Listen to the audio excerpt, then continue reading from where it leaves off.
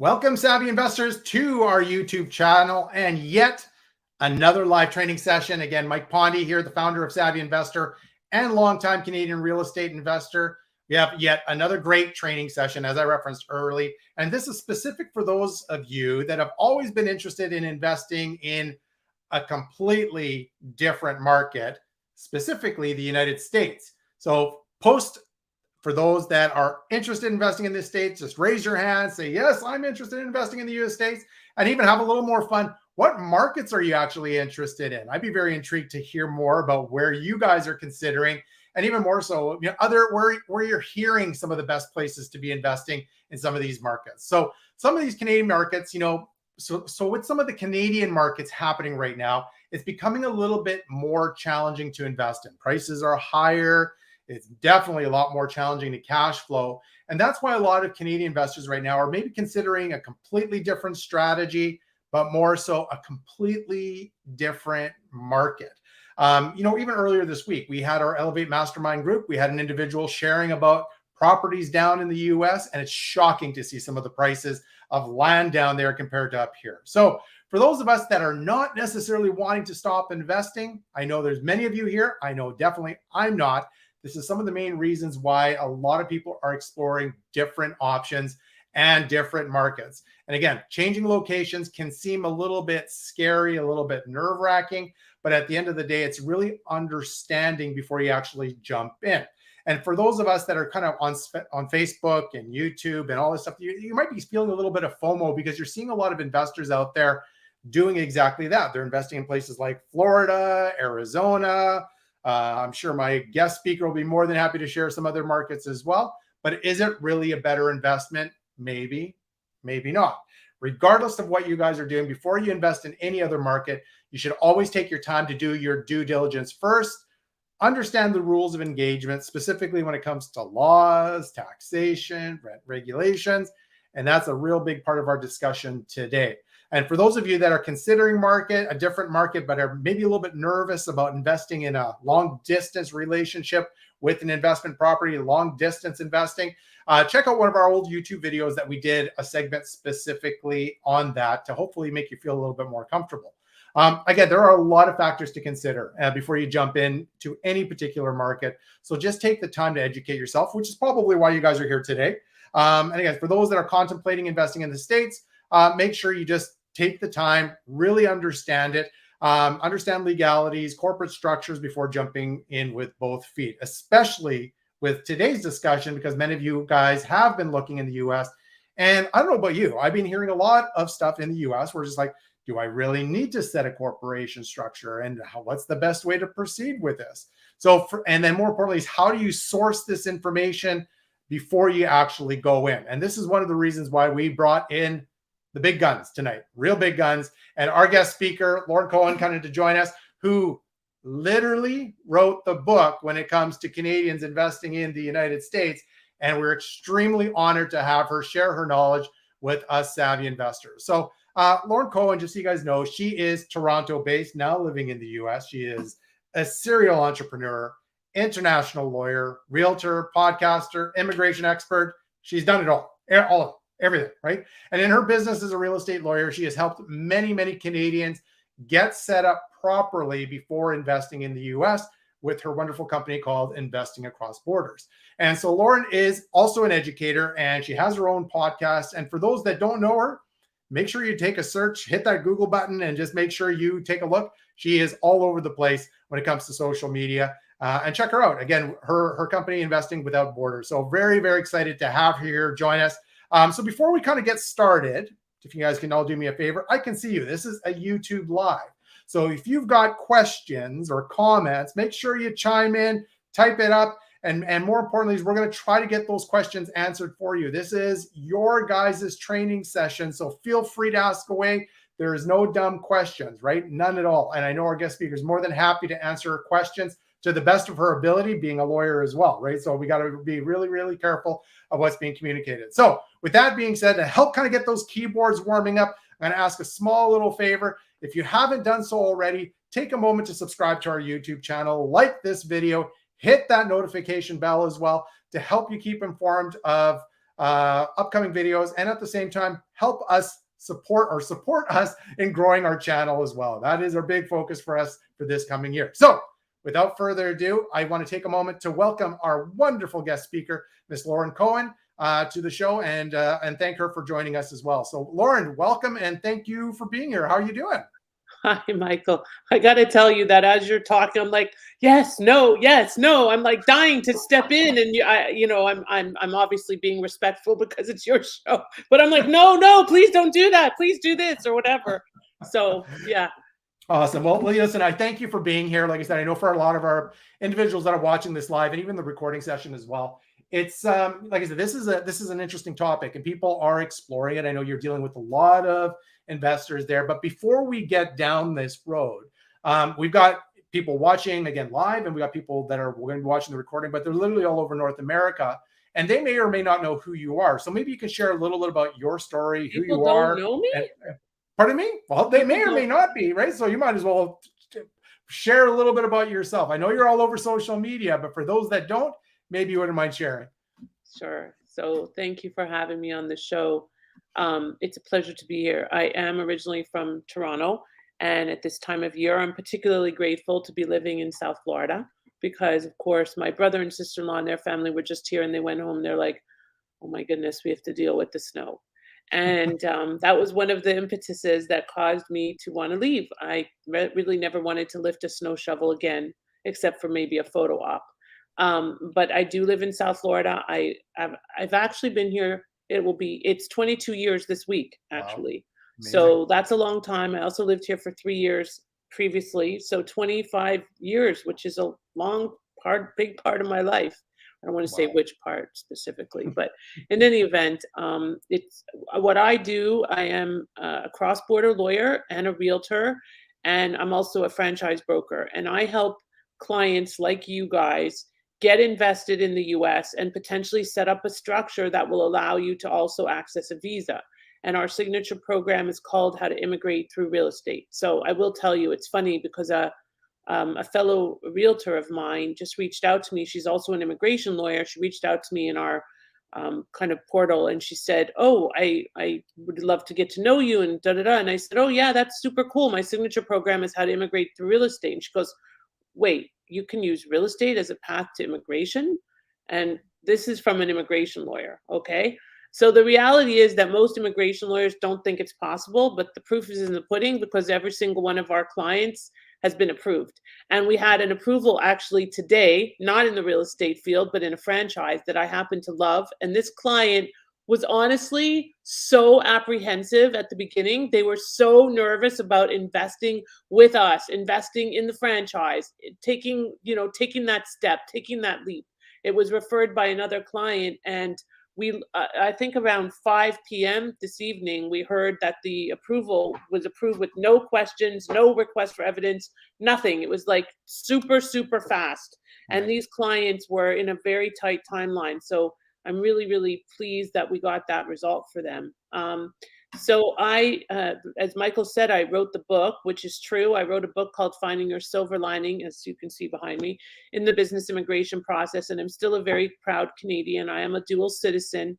And what got me into this business, which is the story that people are like, "Oh my God, really? No, come on, that didn't happen to you." Well, the reason the book is called Finding Your Silver Lining in the Business Immigration Process is because I found my silver lining through a lot of adversity. And the biggest adversity that I faced was actually on February 2nd, 2007, when my then husband was deported on the way back from our honeymoon at Wow. the Customs and Border Patrol in the Chicago O'Hare Airport. He was taken from me. He was put in immigration jail, and he was expeditiously removed from the country and then deported. And I was like, what? What? What? And I was not in this space then. I Yeah. was a corporate lawyer working in house, and I was in the process of getting my own green card. And I got my green card, but they said, nope, he's not getting it. And believe it or not, at the time, I had to go to Montreal to get the green card because of him, because it wasn't allowed in the country. So I had to go there. It was February. I wasn't that happy about it. I was happy I got the green card, but not so happy I had to go to Montreal. And they did not give him a green card. They said Oh, he wow. is not admissible. He's barred from entry, and he now lives in Israel, which is fine by me. Although probably it's more likely I'd see him there because it's a smaller country. But in any event, it really prompted me to get into what I do today. If not for that happening, I don't think I would be doing what I do. And if not for COVID, to be honest with you, I don't think that I would have developed as much of a focus with Canadians, because you guys, for better or worse, had it really had challenging times through COVID. You were dealing with weather issues and mask mandates, and it just really made our business just flourish, unfortunately or fortunately, because people wanted out and we gave them a path and we held their hand through the path. Awesome. And it's not an easy process. It's not an easy step to take. It wasn't even easy for me, and I was a single person at the time when I did it. But I still moved, from one country to another. I didn't have status. It's challenging, and I guess the big thing about working with me is that I really understand, because I've been there and I've done that, been through it all. Very cool. Very cool. Thank you for that. And that's great. I'm sure that's a great, you got a lot of great stories. I'm sure I just have to take you out for a glass of wine and we can probably really start to really have some fun. So, so let's go back, to get to the topic at hand. A lot of people are here again. They are seeing stuff on social media, maybe even on your channel too, Lauren. It's just like, hey, you know what? I'm interested in the States. This is really cool. Florida, Arizona, Texas. And again, they are having that FOMO effect, especially when there is snow being shoveled in driveways. Just so you're well aware, in Vancouver, not so much. No snow. But it is happening in a lot of places in Canada. But again, there's that nervous feeling about going into a completely different market like the US, because it is, to your point, it's a different world. So, and this might be a hard discuss. This could be a very long discussion, but how do Canadians kind of get started? What are some of the first simple steps to begin with, as they are even just opening up to this idea of possibly going down to the States? Yeah. So there are just so many steps that it's really challenging to determine what's the first step. I know I shared with you, and I will again, the 10 steps to successful US real estate investing. So the first real step is to speak to an expert, because it's better to have some guidance on where you want to invest rather than just investing because your friend invested or something like that, or you heard some stories about some place that's some foreign place that you've never heard of.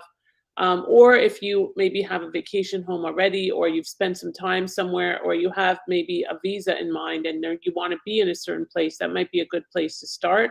But you still want to speak with an expert in the field, in the area. And with me, I'm a lawyer and a realtor. And so I have partners all over the country, all over North America for that matter, that help you to find the properties that meet your criteria. Yeah. And then we have lenders and currency exchange partners and all of that. So it's really full service. But at the end of the day, it has to feel right for you. Now, I think that for many real estate investors, they're frustrated with investing in their own backyard, especially in places like Ontario and BC, where the prices are crazy. And so they need to look elsewhere, because cash flow and ROI and cap rates and everything are just so amazing down here. In most places, you can access a property that you could probably get for $1 million up there for like 200, 250 down here. And so you just can't really, yes, there's a hit at first because you've got to exchange your money, and that hits and hurts. But then you're also making back your cash flow in US dollars. So there's a value of that. Another thing I would suggest is don't run before you walk. So don't just say, oh, I'm going to invest in wherever and start looking for property or find some realtor online, because you're going to end up not sitting so pretty. And then you're going to have to fix the things after you start, because you invested personally and you're going to be making some income there. And so you want to make sure that you set up the right structure. Totally. Yeah. And I think that some great tips and great advice for those that are watching as well. It's just like, you cannot get emotional with this stuff. It should still be based on the numbers, right, Lauren? It's just because, like, you know what, as much of us for those of us that are dealing with lots of snow, and then they go to Florida and like, I like this market better just because of sunshine, that shouldn't be the reason why you're making your decision. Don't be investing don't be based here, meaning emotional, making sure that you're still basing it off a lot of the numbers. And that's really, really important. And more importantly, what your investment goals are.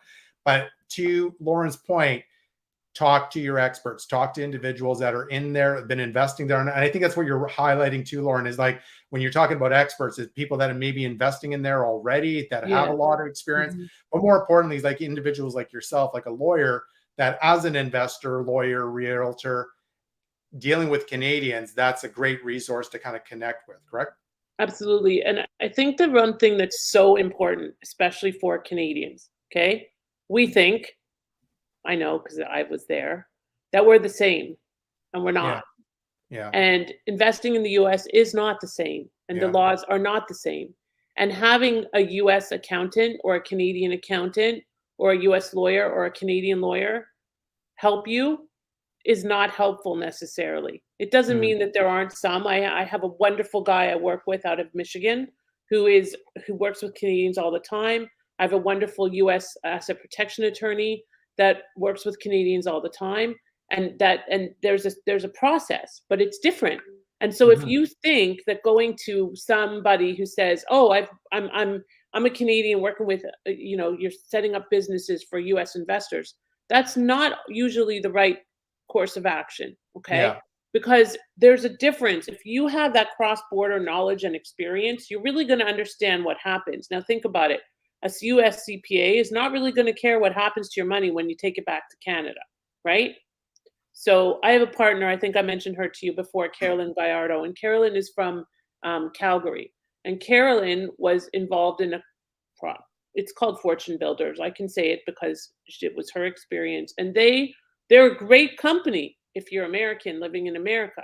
But if you're Canadian investing in America, they really were not at the time guiding clients properly in Mm. terms of what happens to your money when you bring it back to Canada. So Right. she ended up basically having to fold up all her assets that she Oh, no. invested in because it was netting her nothing because she ended up paying it all to the CRA.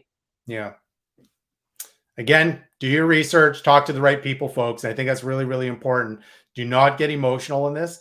It's just a different market, meaning you just need to learn different things, right? And so that's what we're going to talk a little bit more about as well. So, Lauren, maybe the next question I've got for you is, as a Torontonian and at the same time being a Canadian and also an American, you've seen kind of the pros and cons, I guess, from both sides. Maybe you can share a little bit as a former Canuck, an investor. What are some of the biggest differences you've noticed about investing in Canada versus the US? And maybe you could just share a few tidbits, pros and Well, cons. so first, I want to clarify something. You mentioned that I'm a real estate lawyer, and if I wish that I could have a dollar for every time somebody says that, because I would be a very wealthy person. I'm not a real estate attorney. I work with some amazing real estate attorneys. I am a transactional and immigration attorney. So I Fair just enough. want to make that clear. I don't do Mhm. title work. I refer that. I am a realtor, but I'm not a real estate lawyer. I know it's a little confusing. So the big difference, obviously, is that you're dealing with a completely different price point, and you're dealing with huge volume of opportunity and huge demand from the public because you've got 10 times the population, you have 10 times Yeah. the number of properties. I mean, everything is multiplied by tenfold, right? Right. So that's the first thing. The second thing is that as a Canadian investing in Canada, you don't necessarily face the same challenges as you do as a Canadian investing in the US, because Mm. suddenly you have these cross-border tax issues and double Right. taxation concerns, and how do you set up your structure? And another very, very big thing is, what is the US known for? Being litigious. This is Mm. not something we're used to in Canada. So we take things for granted that people are not going to sue us. And guess what? Here, if there's a will, there's a way. Okay. And a friend of mine just went through something with the Do Not Call Consumer Protection Act here. And Yeah. he had to pay out $5,000 because he called some guy that he didn't know was on the do not call list. It called him for Crazy. 5 minutes, and it was I mean, this is what happens. That just wouldn't happen in Canada. You'd say, okay, I'm sorry. You'd send a letter and you'd be done, right? Not giving you guys any ideas, but just to say, it's just a very different mentality, and it's a different real estate investing mentality as well, because people are much more risk tolerant. In Canada, Right. people are much more risk averse. Okay, we are conservative, small by nature. We are not risk takers, and we also like to live to our means, whereas in Mm. America they live well beyond their means.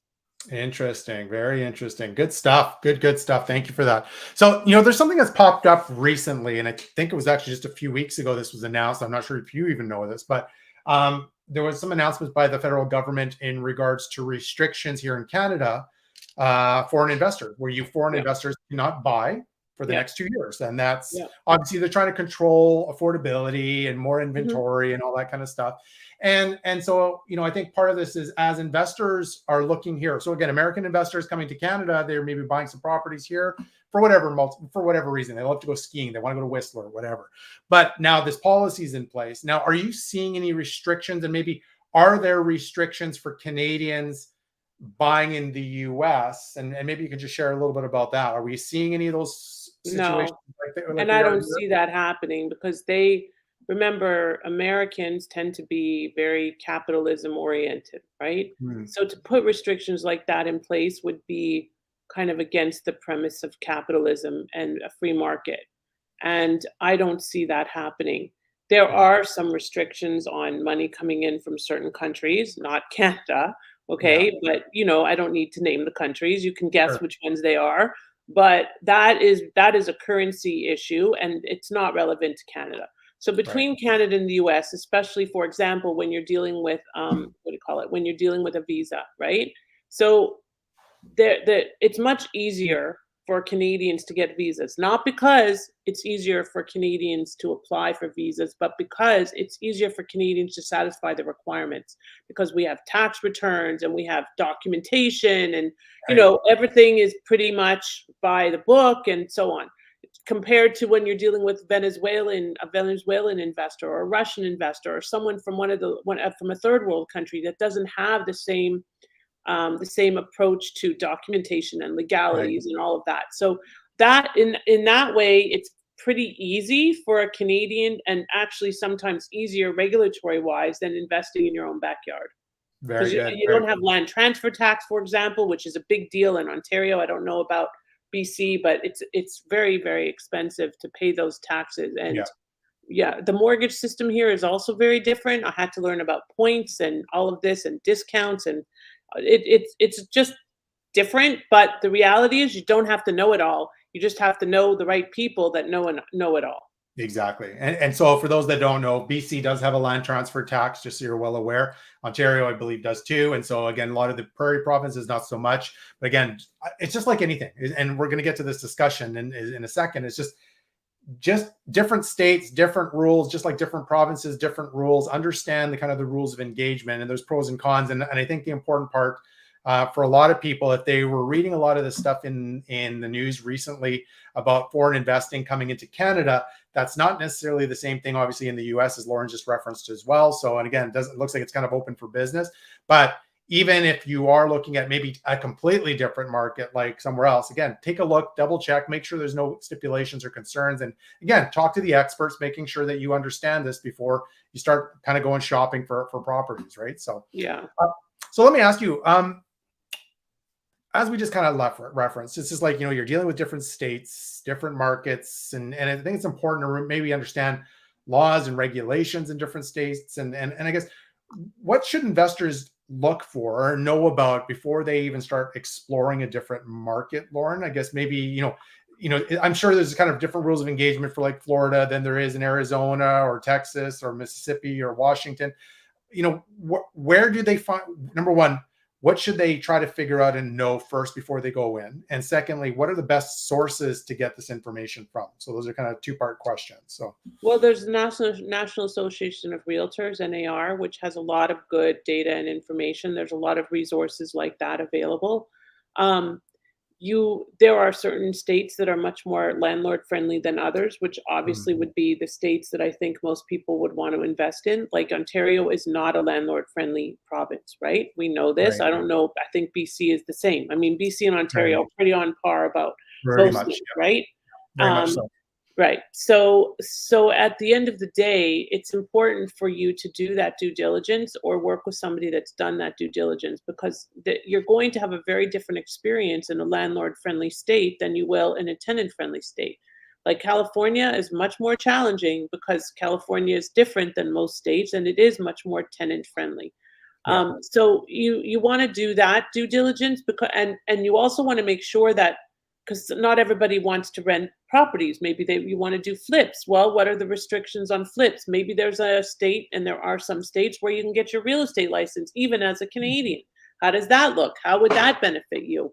And also, really seriously look at the possibility, if you're a savvy investor and you want to really expand your portfolio and really build something in the US and maybe give your kids an opportunity to go to school here and so on, you would want to look at a visa, because a visa it does not require you to live here full time.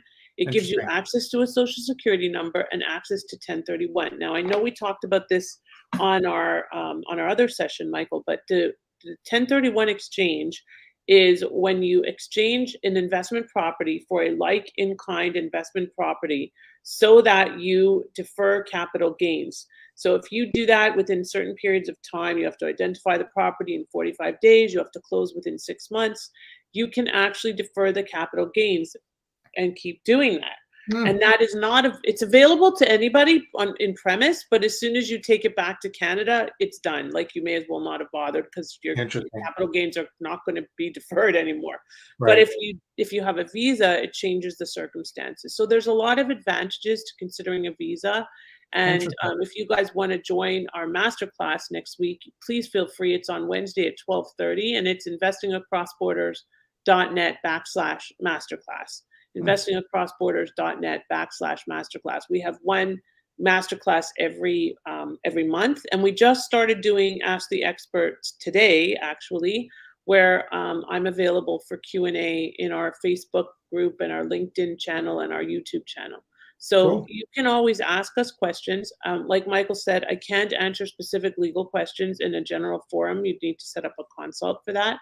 But I can at least address, like, people always ask, how much do I need to invest? And, where's the best place? And what's the best route? And how can I do it with real estate and all this? And if you have those questions, then please post them in the chat and we'll try to answer them. Yeah, I think that's important, guys. Don't hesitate to ask questions. This is your Please, forum. At the I'm end of the here. day, we're here to support you guys. There's no dumb question, and at the end of the day, we're going to do our part to try to get as many questions as answered. So one other part to that question too, Lauren, is this: some of the work that you do for your clients, and again, this may be, like I said, say it's myself, and I'm like, Lauren, I'm thinking about going down to the States.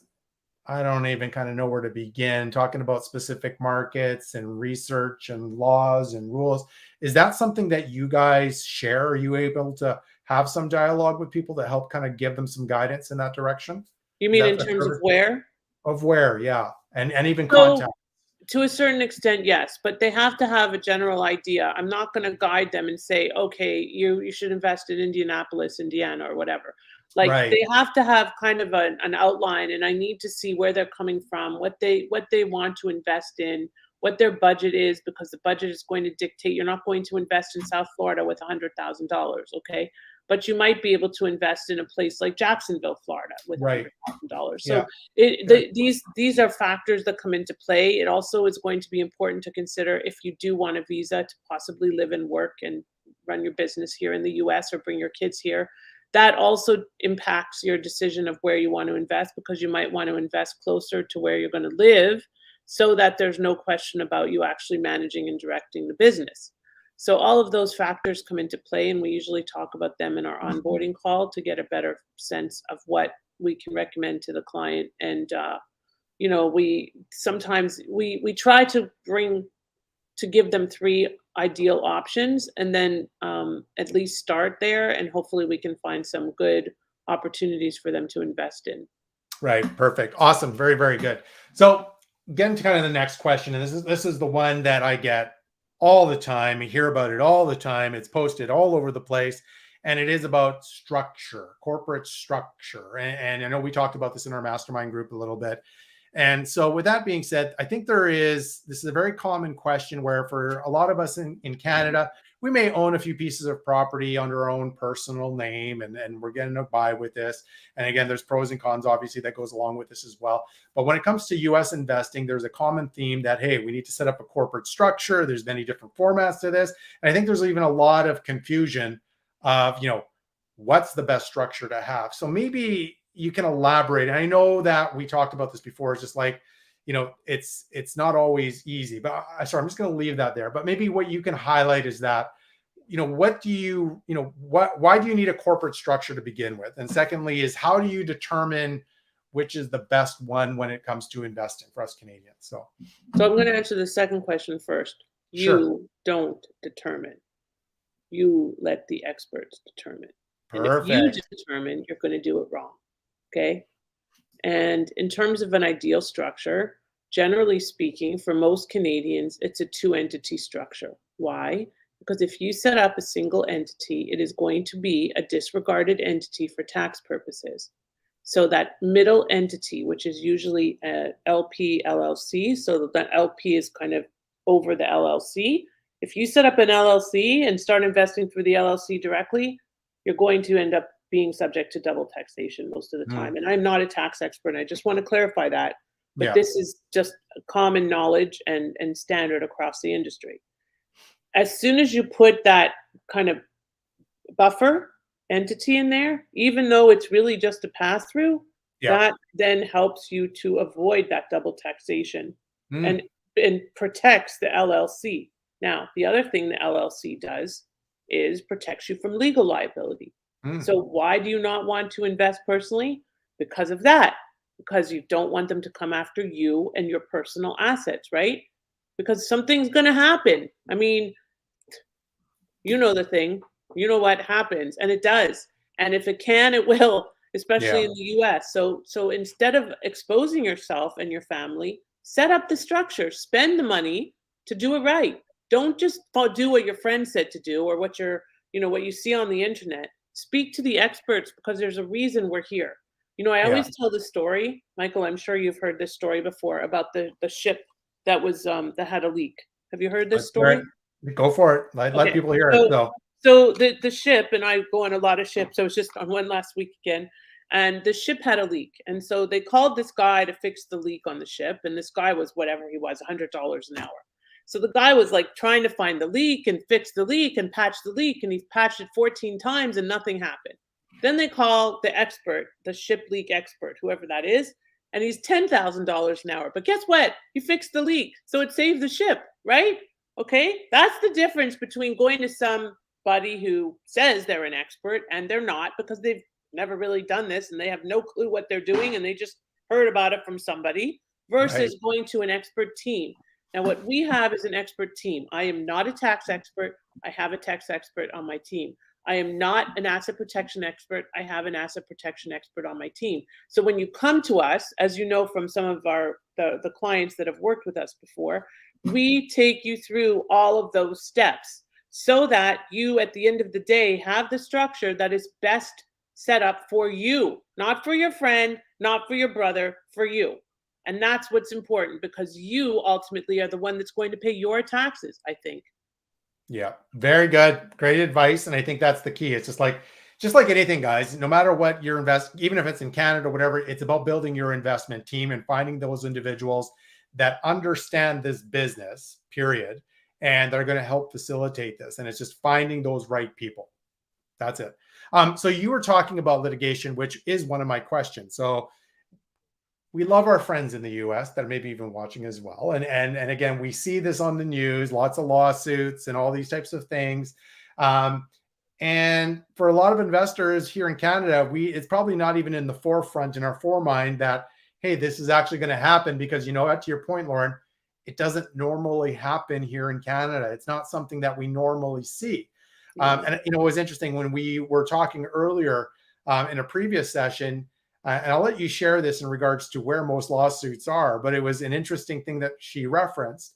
And guess what? We deal with tenants, we deal with contractors. And you said this before, anything can happen. And if it can happen, it might or may happen. So in the US, it can happen a little bit more frequently, right? And so with that being said, when you're dealing with kind of a market that is, I don't like the term, but I'm going to use it anyway, lawsuit happy a little bit. I don't know if that's the right thing for me to say, but I'm going to say it. So how you reference protection from that perspective, is having that corporation. Is there anything else that we should be looking at to protect ourselves from a liability perspective for being a foreign investor. So, or is that the main strategy? Yeah, I mean, at the end of the day, if you have a large estate, then you want to make sure that you speak to the asset protection experts and that's Right. why we work with them as part of our team. I am not an estate attorney, just like I'm not a tax expert. Okay, so it's like anything. A lot of people profess to be experts at multiple areas, and I don't think that that's wise. I think at the end of the day, if you have the teams that can provide the best service to the clients, then that's the best way that you can serve your clients. So I am like that general contractor that has those teams in place, and you do need to protect yourself. And the more that you have, the more protection that you need, right? So because people are going to go after you. If you have deep pockets, they're going to go after you. If you're one and done property, they're probably not going to be as likely to go after you, but they're going to look. Right. And if Yeah. they can, they will. And here in the US, you just have to be aware of that, not afraid, but aware, because you can protect yourself easily from it as long as Yeah. you have the right structure in place. Perfect. Guys, I hope you're listening to that one. And that's a big one because, again, for us here, it may be something we're not thinking about when we're looking in that market. So it's just be aware, make sure you got the right protection for yourself in scenarios like this. So I'm going to ask you, Lauren, about really more about on your experience side of things. And you already referenced that, you're not a mortgage broker or a banker or even an accountant. But I guess, individuals that you're dealing with, I guess Canadians buying in the US. And I guess this is yet another common question for us Canadian investors. People that you are working with, how successful or how easy is it to maybe secure financing from an investment for investments down there? And I think you alluded to it a little bit, and I'd be interested to hear about, getting your citizenship there in the States. Am I correct saying that citizenship in the States? No, No, not citizenship, but what is it called? Your green card? non-immigrant status. Status. Non-immigrant Just status. status. Let's just leave Non-immigrant it at status. status instead of making it confusing. Thank you. Citizenship is a whole other level. So non-immigrant status. Means you're kosher, okay? You get a social security number. That's the key. Perfect. So with that being said, is it easier? And I guess just based on your experience, is it easier to get financing when you do it that way? Or Absolutely. is it easier from that side? So maybe you can just share in general. Like I said, I know we're not going to hold you to it, but at the end, share just based on what you have seen from Canadian investors in regards to financing and what's worked well and how easy it, or is it simple, Sure. easier to get financing down there, right? So I will do my very best. And I do see that there are some questions and we will address them, I promise. we'll get to those questions, I promise. So, financing is always a challenge, especially these days.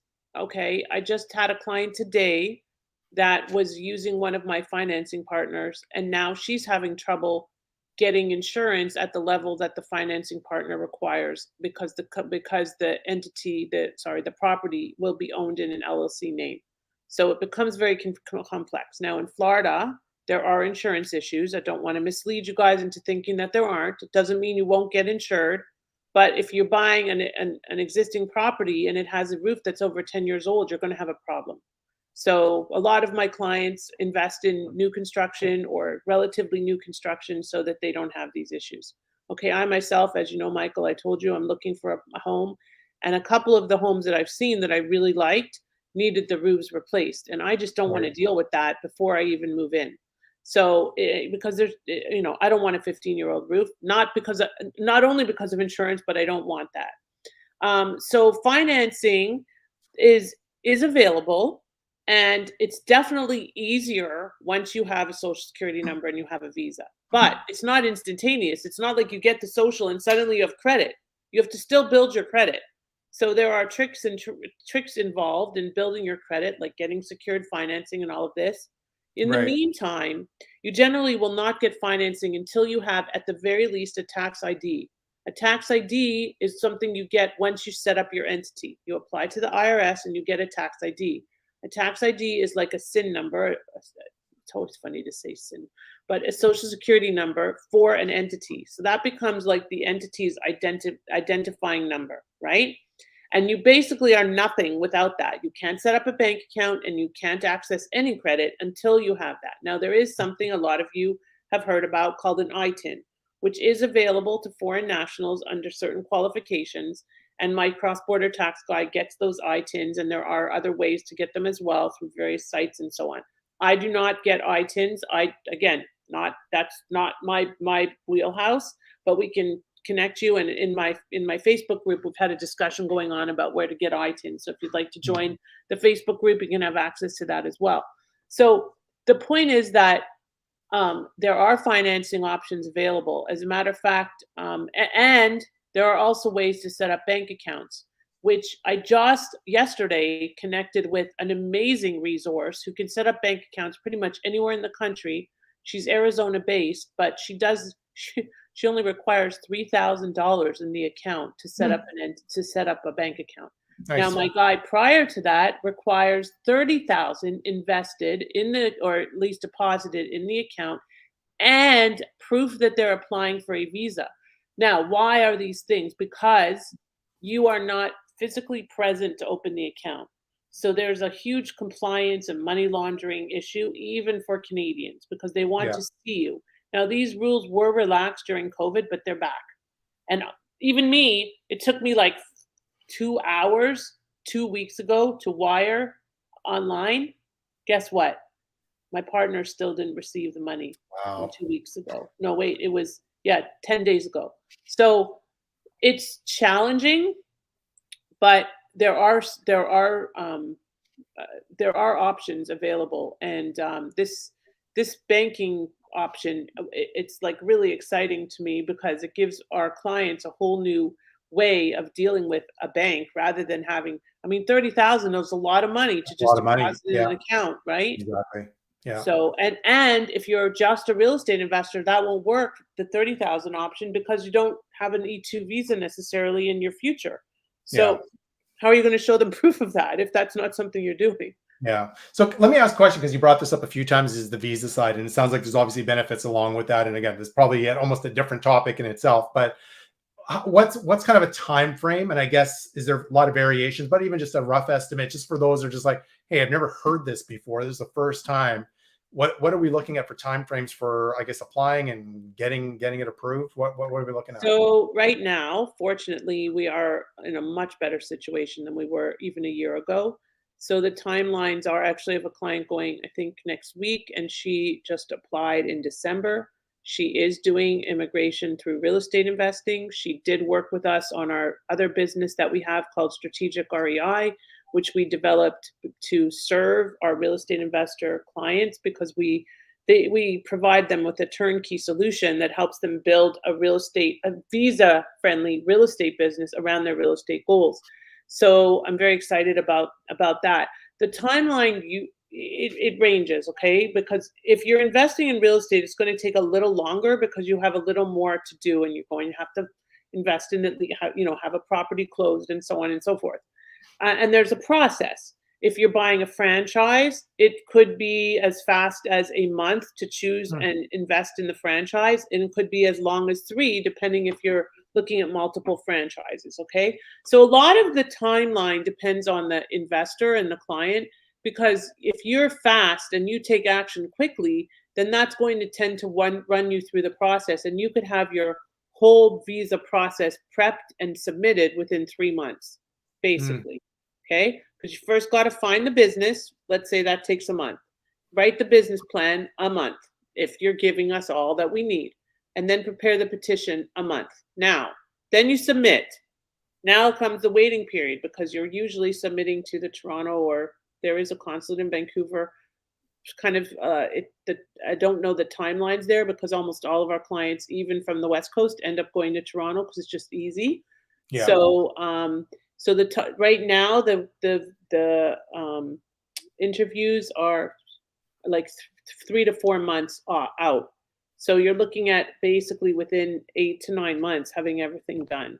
And you can also apply for an expedited interview based on circumstances. It's all discretionary.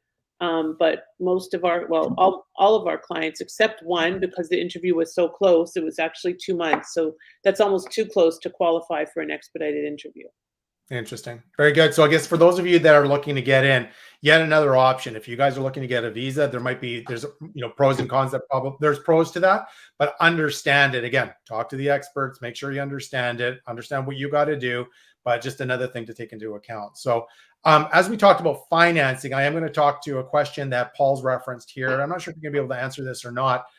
Seller financing, and what are you seeing out there, multifamily? I don't know if you can talk to it a little bit, or Sure. I don't A know if you lot got of any our comments on clients it. are looking for seller financing, and Carolyn actually loves seller financing. My partner, her background is in agreements for sale, which is subject tos in the US. They're called agreements for sale. I don't even think they have them in BC, but in Alberta, it's a big thing. I know I was Mhm. trying to get some lawyers to handle it in Ontario, and they're like, it just doesn't happen. Now, why is Yeah. that? Because they're not underwater. So it's just not commonplace. It's much more Yep. commonplace when you're underwater. Seller financing is becoming more available as time goes on, because they need to sell their properties. It Multifamily is probably the one area that it's the most promising in, and if you can get it and the numbers work, take it. Yeah. Very good. Perfect. Paul, hopefully that answers your question, but it looks like it's alive and well. So there you go. Okay. So hopefully that helps. Now, to go back to kind of a discussion that you referenced earlier, and again, we know that Lauren is not an accountant, and the rule is Oh no, talk oh to no. your expert. Talk to your expert first. But I am going to see if we can get some clarity, some insight. Again, sharing based on your experience, but maybe you can explain what double taxation is. People may have heard of this, they Sure. don't know what it is, and maybe Okay. what is double taxation? What should investors know about? And again, guys, talk to your accountant, make sure you get that clarity first and foremost. But maybe Lauren, maybe you can just highlight this, because this may be the first time they've ever heard of this, and just the hearing of double taxation is never a good thing, right? So Yeah. Single taxation isn't a good thing, but we single don't have a taxation choice, is not a good thing, right? So right? there you go. Um, so so the situation is that if you invest in another country, you could end up paying tax on your income in that country, and then when you bring the money back to your home country, paying tax on that income in your home country. That's double taxation because it's being taxed twice without the right structure in place. Now, if you have the right structure in place, your payments in the US would be credited by the CRA. So you're not going to be subject to that double taxation. Now, if there's a differential in terms of the taxation rates, you might be responsible for that, but that's going to be relatively nominal compared to paying twice. So that's Mhm. really ultimately what double taxation is. There you go, guys. So again, it almost started right from the very beginning. Is structure so important? And I think part of it is, yeah, you can go shopping, go looking around, and all that stuff, but if you don't set this up from the very beginning, it could be a very painful process. So just make sure you take the time to review it and talk to the experts, right? So, um, now here's another thing for a lot of investors is, again, we get the excitement, we get emotional. It's like, oh, this Florida, it looks beautiful. It's coast. Look at this. It's nice. It's hot. It's warm. We love it, right? And so as investors, again, don't get emotional. This is No. all about the numbers. And what we're trying to share with you guys today are, be aware of this, just understand this. And there's one thing that here as Canadian investors buying in Canadian properties that we don't have to really think about too much is the exchange rate, US exchange. But when we're investing in the States, that could be good or bad, right? And so maybe you can highlight or communicate or just share with us, how is currency exchange handled? Like what goes on? Tell us a little bit about the process behind there, and just so we understand that, right? So everybody handles it differently. Some people gradually convert their money. Some people already have US accounts in Canada. Like I always had a cross-border account well before I ever even thought about moving Yeah. to the US. I still do have that with TD. So you can set that up and start as when the dollar is higher, when the Canadian dollar is higher, transfer some money then. It's never going to be what it was. Well, here's a sad story. When I bought my first home in Florida, I paid over 50 cents on the dollar. It was at an all-time low, the Canadian dollar, and that is when I converted my money. And to top that off about my very bad financial choices at the time, I sold my property in downtown Toronto, a stacked townhouse that I don't even want to, every time I get heart palpitations when I think about the value of that property now, because I made a few dollars, literally a few dollars. I would have been a very wealthy woman, but whatever, it is what it is. And that was then and this is now. So we have a great currency exchange partner. Actually, Michael, I should probably introduce you to them because they have a Sure. wonderful program for Canadians. Love I it. met them. It's such a crazy thing. I met them in an Israeli networking group. The company is from England, and they provide better exchange rates than the Canadian or US based, like Forex and all of them, better exchange rates than any other company I've ever seen. So I Wow. recommend that to all of my clients. And we actually had them on our Facebook and LinkedIn show a few weeks ago. And I think I even interviewed her on my podcast. So it's an issue, but you got to suck it up the first time and then it's done. And Yep. like I said, then you start earning income in US dollars and keep it in the US and move it into your next property. There you go.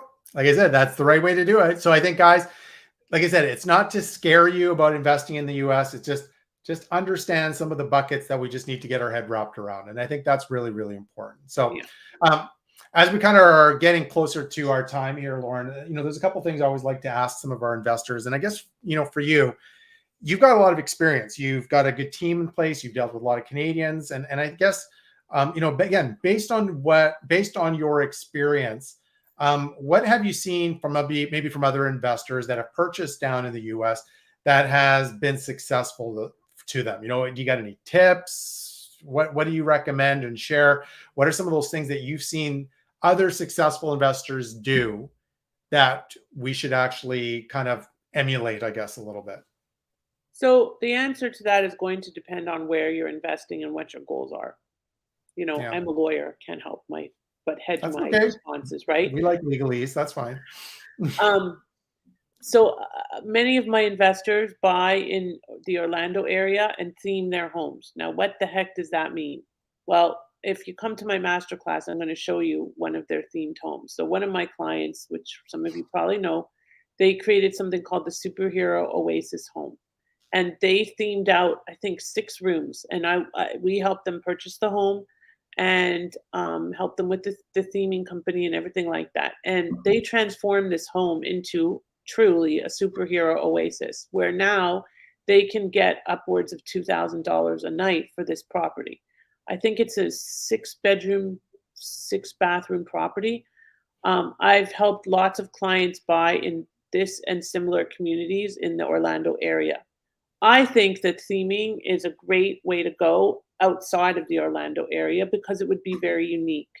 So we just have to find you the right themer, and you can build like these bunk beds into the wall where you climb through the walls to get to the bunk beds in like a Harry Potter room or a Wonder Woman room, or I don't know where, but Superman or Spider-Man, which are more typical than Wonder Woman. But or a Disney themed property. Outside of there, it could be very, very successful. I love mixed use. I think mixed use is the way to go. I think building an event room and or something along those lines where you have an Airbnb and then you have the ability to let's say, do a mastermind within your home, which some people have done. You can actually also use that if you have a couple of those as a path to a visa. So Yeah. there are things that have been very, very successful for my clients. No, not most. One of my clients bought a really dilapidated home on the west coast of Florida, and they converted it, and they just launched it 2 weeks ago, and it has been doing amazingly well as an Airbnb. Hmm. It's beautiful what they did. I want them to come over to this side and when I buy my dilapidated home, which I don't think I will, and fix it up because they did an amazing job. So if Yeah. you have that skill set, then all the better, because then you can fix up your property and prepare it for rental. So Love it. Love it. Love it. Good advice. Good tips. I think at the end of the day, see, again, maybe different strategies in a different market. You're dealing with a bigger pool, right? And again, sometimes we're not seeing some of the stuff that's happening down there. And when you've got so many different investors doing some amazing things, again, connect, network, see what they're doing. You be very creative in your approach. So come my last question, and this is always one of my favorite ones that as we kind of wrap things up. Final words of advice for investors that are maybe considering in the US, and maybe you could just share a little bit about your final words of advice to all of us. So Yeah. So we're actually going to talk about the top 10 mistakes that people make when they're investing and immigrating. That's the focus of our masterclass next week. So I would suggest joining it. Hopefully, Michael, you can come. I think you came to one, or did you? I did come to one. Yeah. Okay, Yeah. great. I'd be happy to come again. Yeah. Yeah, I think it'll be really good. So the number one mistake people make is waiting until the perfect time, Yeah. Good. because you're afraid of rates and you're afraid the prices are too high and da da da, and you're afraid of this and you're afraid of that. And you know what the opposite of fear is? What's the opposite of fear? Greed. That's a good one. But no, the opposite of fear is actually comfort. Because if we stay where we are, we're never going to get to the next level, are we? Yeah. So we have to face the fear and do it anyway. So I would say the number one tip I can give you is to do it as quickly as possible. I had a guy today on a consult with me who's been watching me for 3 years. And that's a long time to be deciding about investing. Yeah. He's a real estate investor in Canada, but he's never invested in the US, and he wants a visa. And now he thinks, because he's been watching me for 3 years, that he knows more than me, which is always fun. But don't, like Nike says, just do it. That's my motto in life, and gets you in trouble sometimes, but with the right guidance and the right team, you'll be fine. I agree. And I think, I'm a big believer in that too as well, guys. And it's just like, you know what? There is never really a good time to buy or sell or anything like that. It's just the best time to buy is yesterday or today. Yes. It's just like, just get going. And to believe that there's no opportunities in this market is very foolish. There's lots of opportunities out there. Again, connect, engage, learn, and adapt. Look, there's lots of different opportunities. Yes, maybe your backyard's not a great place to invest. That doesn't mean there's not other places to be looking for. And so that's the key, is like, don't let current reality or current markets or whatever stop you from doing what you're wanting to do. It may be a change of investment strategy, maybe a change of market. And the important part is just stay focused on your goals. And more importantly is connect, engage, and look for other opportunities, maybe somewhere else. So Lauren, absolutely amazing stuff. Thank you again for sharing such amazing information with all of us. And I'm sure a lot of us savvy investors that are watching live and the recording got a lot of this. Now, for those that are wanting to connect with you, Lauren, or learn more about you, where can a savvy investors find you? So pretty much everywhere. It's my brand, Investing Across Borders, on YouTube, on Facebook, on Instagram, TikTok, all of the above. What did I miss? LinkedIn. I'm very big on LinkedIn, and you can find me. My other brand, and the way to find me, actually, my podcast is on my personal brand, which is Lauren ESQ, LAURENESQ. And you can always find me there. LaurenESQ.com is actually my podcast website. And I do have a podcast called Investing Across Borders. And we are doing it now every 3 weeks, because it was just a little much doing it every week, but we really enjoy it, and people really enjoy the sessions. I had a 1-year sabbatical because I had long COVID, but you can always catch me there. And if you want to reach out to us, you can email us at hello@investingacrossborders.net. hello@investingacrossborders.net, and we will be sure to get back to you and give you some ways to connect with us. And as I mentioned before, investingacrossborders.net/masterclass to join one of our upcoming masterclasses. I think Michael actually has an affiliate link as well, so that we can know if you came through him, and thank him for the referral, of course. Yeah, perfect. So guys, what I'm going to do is I'll put the details of where to contact Lauren in the description of the video for those that are watching the recording or just want to check it out. Lauren was actually very kind enough, because I think you also have a 10 tips on making investing in the US successful.